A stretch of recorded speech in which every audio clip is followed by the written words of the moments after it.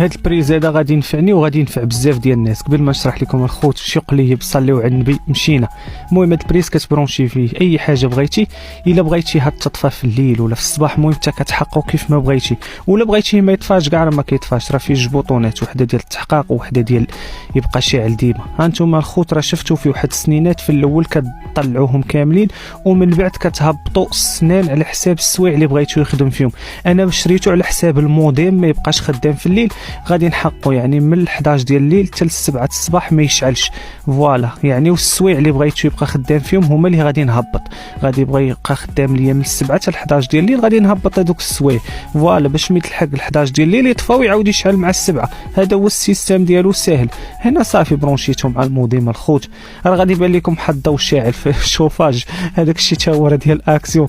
يلا الخوت ما تنساوناش بقليب تهلاو ليا في راسكم، وديما الجديد فيما تبات ليا شي